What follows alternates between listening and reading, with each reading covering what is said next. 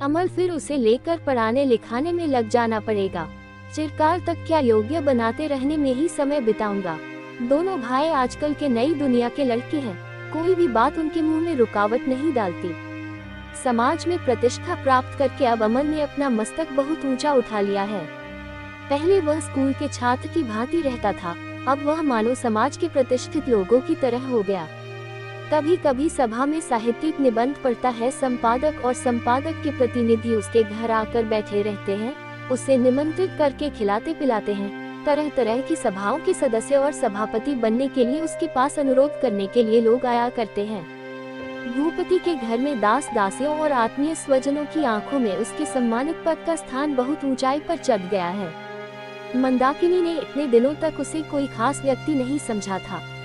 अमल और चारुलता के हास्यपूर्ण वार्तालाप और आलोचना को वह बचपन का खेल समझकर उपेक्षा करती और पान लगाने तथा घर के कामों में व्यस्त रहा करती थी। अपने को वह उनकी अपेक्षा श्रेष्ठ और संसार के लिए जरूरी जानती थी। अमल बहुत अधिक पान खाया करता था। मंदा पर लगाने या खर्च करने का भार था, इस कारण वह पान की बर्बादी से रक्षा होती थी।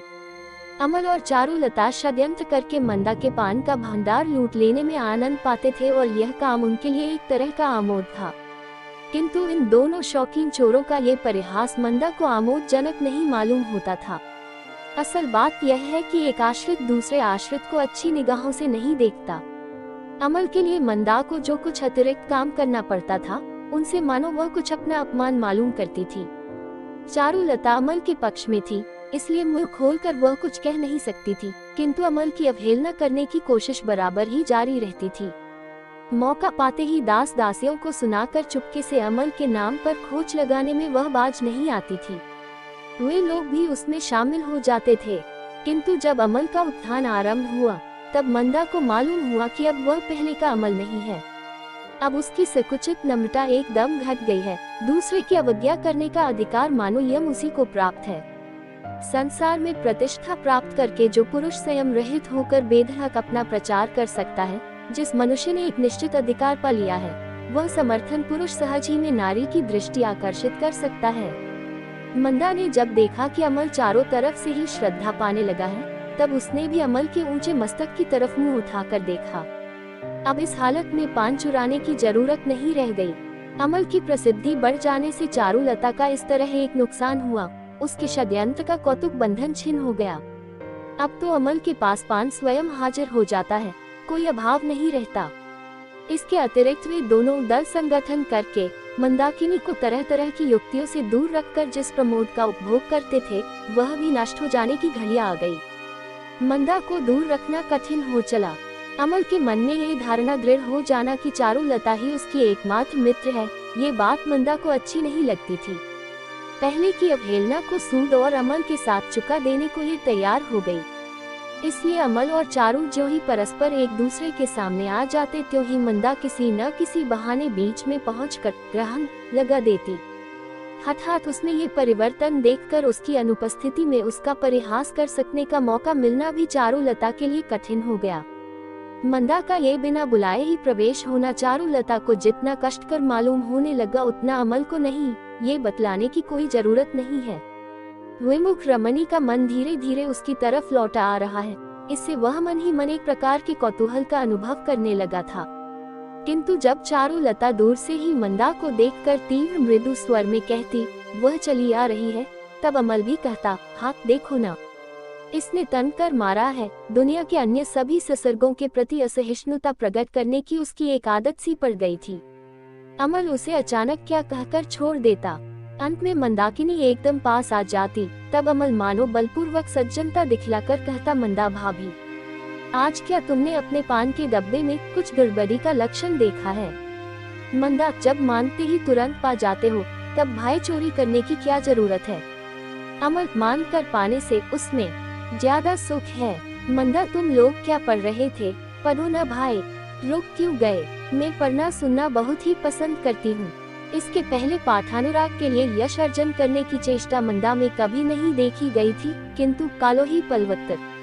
चारुलता की यह बिल्कुल ही इच्छा नहीं है कि अमल नीरस मंदा के पास कुछ भी पढ़े, और अमल चाहता है कि मंदा भी उसके लेख आदि सुन लिया करे। चारुलता ने मंदा को लक्ष्य कर कहा, अमल ने कमलकांत के दफ्तर की समालोचना लिखी है, वह क्या तुम्हारी?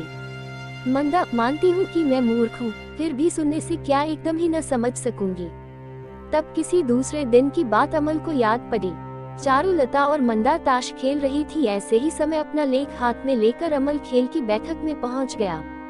चारुलता को सुनाने के लिए वह व्याकुल हो रहा था। खेल खत्म नहीं हो रहा है देखकर वह चिढ़ रहा था। अंत में बोला, भाभी तुम लोग खेलो, तब तक मैं अमित बाबू को लेख सुनाऊं। चारुलता ने अमल की चादर खींचकर कहा, यहाँ बैठ जाओ न, कहाँ जाते हो? कहकर शीघ्र हार कर खेल खत्म कर दिया। मंदा ने कहा, अब तुम लोगों की पढ़ाई शायद शुरू होगी, तब मैं जा रही हूँ। चारुलता ने भद्रता दिखलाकर कहा, क्यों तुम भी सुन लो ना बहन। मंदा, नहीं बहन, मैं तुम लोगों की उन बातों को कुछ भी नहीं समझ सकती, मुझे केवल नींद आने लगती है, कहकर असमय मेरी खेल बंद हो जाने से बहुत रंज होकर चली गई। वही मंदा आज कमलाकांत की समालोचना सुनने को तैयार है। अमल ने कहा, अच्छी बात है, तुम सुनोगी, ये तो मेरा अहोभाग्य है, कहकर पन्ना उलटकर फिर उसने शुरू से पढ़ने का रुख दिखलाया। लेख के आरंभ में उसने बहुत कुछ रस संचारित किया था, उस अश्क को छोड़कर पढ़ने की इच्छा नहीं हुई। चारुलता, आज ही के लिए तो कहा था, शायद तुम भूल गए। अमल, भूलूंगा क्यों, तुमने तो कहा था। चारुलता, बहुत अच्छा, मत लाओ, तुम लोग पढ़ो, मैं जाती हूँ और परेश को लाइब्रेरी में भेज दूँ, कहकर चारुलता उठ खड़ी हुई। अमल को अनर्थ की आशंका मालूम हुई। मंदा मन ही मन समझ गई और क्षण भर में चारुलता के प्रति अपने मन को खट्टा कर लिया। चारुलता के चले जाने पर अमल उठ जाऊंगा नहीं सोचकर इधर उधर कर रहा था कि मंदा ने कुछ मुस्कुराकर कहा, जाओ भाई, मान भग करो जाकर। चारुलता ने क्रोध किया है, मुझे अपना लेख सुनाओगे तो बड़े फेर में पड़ जाओगे। इसके बाद उठकर चला जाना अमल के लिए कठिन हो चला। अमल ने चारुलता के प्रति कुछ विमुख सा होकर कहा, क्यों, फिर किस बात का? और तुरंत लिखित विषय फैलाकर पढ़ने का रुख प्रकट किया। मंदा ने दोनों हाथों से उसके लेख को ढककर कहा, जरूरत नहीं है भाई, मत पढ़ो, कहती हुई मानो आंसू रोककर वहां से अन्यत्र चली गई। इस कहानी के अगले भाग को देखने के लिए चैनल को सब्सक्राइब करें और बेल आइकन दबा लें, जिससे हमारी नोटिफिकेशन आपको मिलती रहेगी।